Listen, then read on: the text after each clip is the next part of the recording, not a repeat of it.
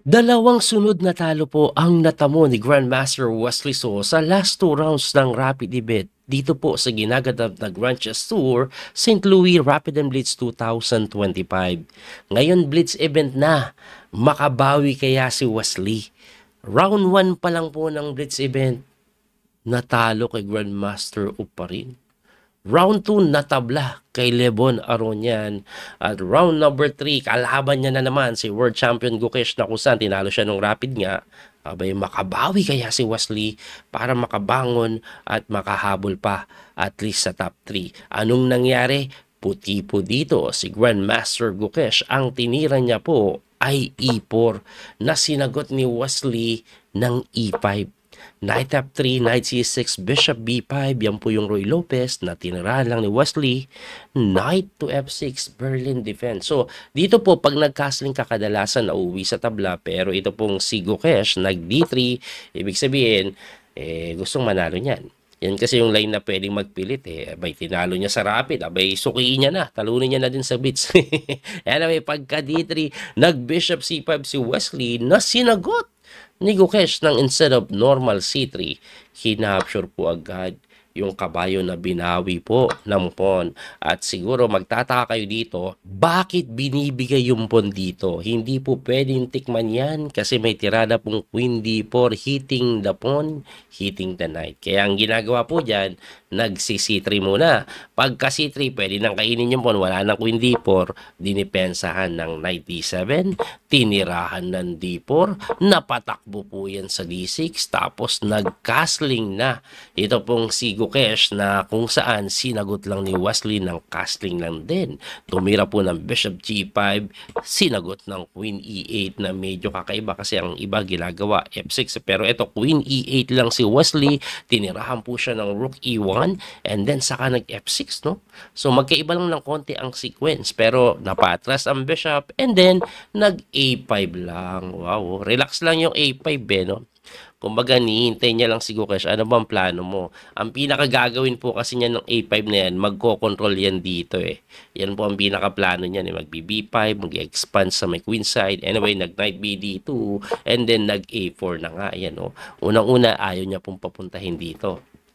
Pagkatira po ng A4, syempre, nagkaroon ng square sa C4, saka po nag-queen to E6 hitting the knight, na tinirahan po ng Knight E3, tapos nag-rook to E8 lang. So, ang pinakaplano po niyan, baka mabuksan yung E-file, may kain kasi doon.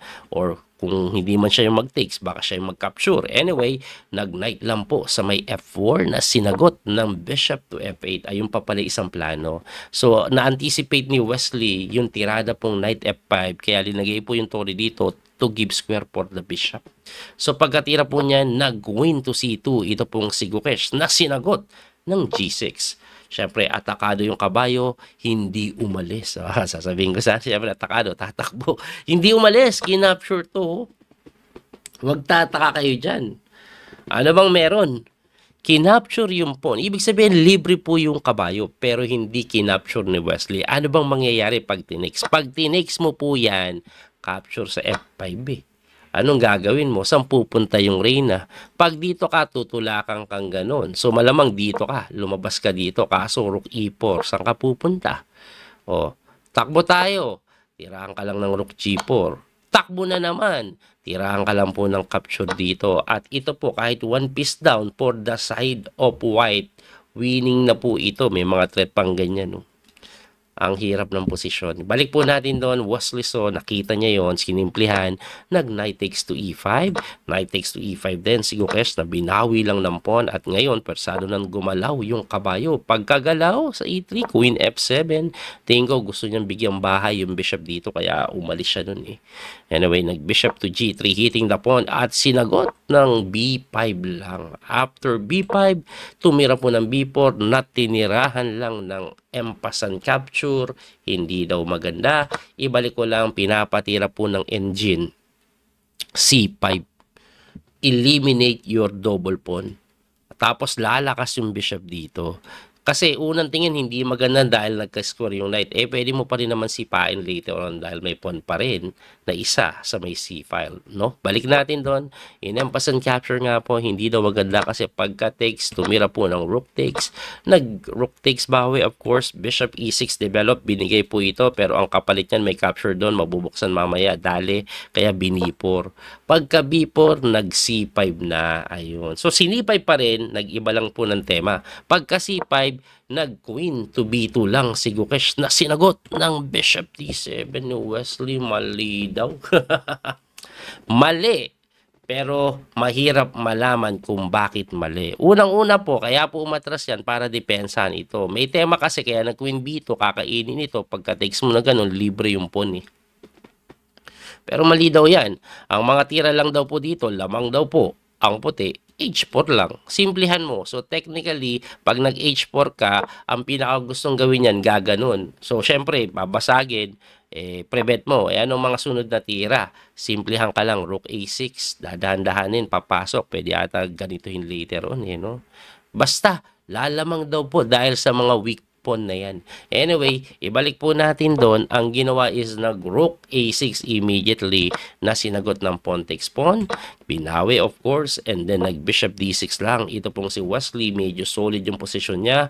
According sa engine, lamang po talaga dito ang puti. Pero, hindi ganun kadali. Given pa na less than 2 minutes na lang sila pareho. Ang ginawa po dyan ni Gukesh, nag-H3, tamang pasingaw. Bishop C8, hitting the rook. Tumakbo po yan dyan sa may A7 para hindi po makapag-Bishop B7. Yan plano niyan eh. Anyway, bumalik na lang para dito po pupunta. Kaso, tinirahan ng Queen C3, ayaw talagang pa-activatin yung kanyang bishop na sinagot lang ng Queen to G7 para depensahan ito. Siguro gusto niya na pong igalaw yung tore.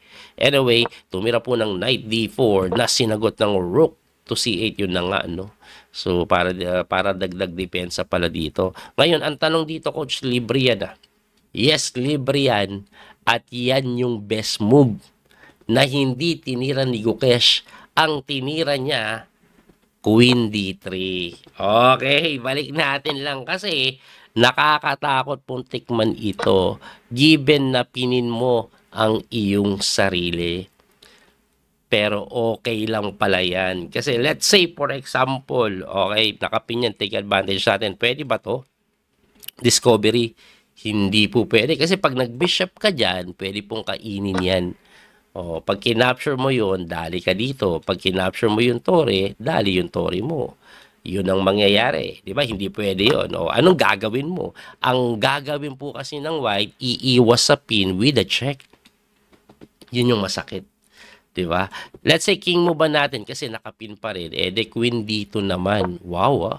Coach, binigay mo na? Binigay mo na no? Ay, libre. Di ba? Capture. O, libre. May Queen D5.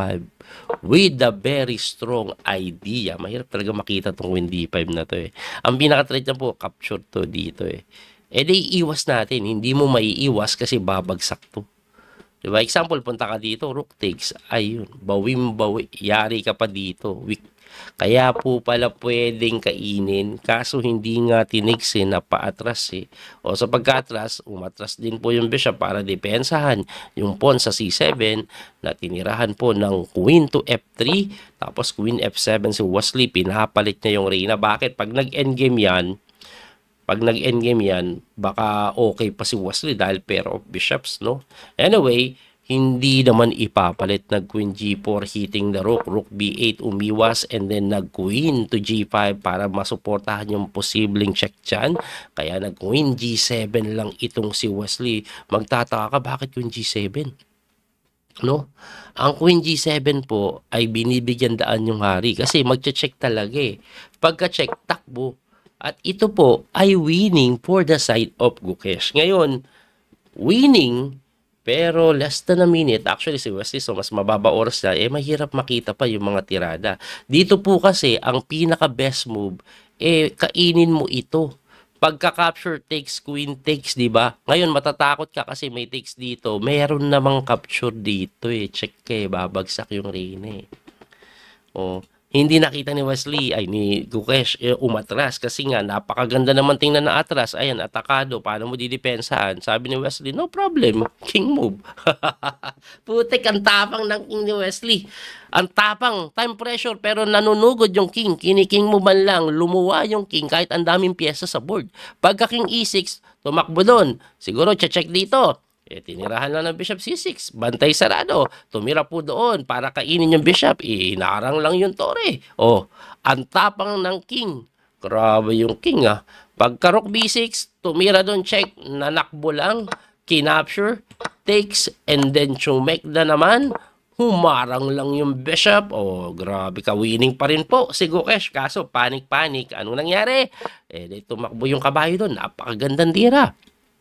Check babagsak nga din yung mga pawn sa b6 pero tumira lang ng queen to f7 si Wesley. Nagsugod yung kabayo, check, nanakbo, kinapture yung b6. Grabe ka, winning na si Gukesh, no? Dinepensahan, tumira po noon, para makatalon siguro yung kabayo dito. Natinirahan lang ng king move na naman. As you can see, lamang ng pawn dito si Gukesh, pero yung oras nila 13 seconds pareho. Ang time control, 5 minutes plus 2 seconds increment. So, dagdag 2 segundo bawat tira.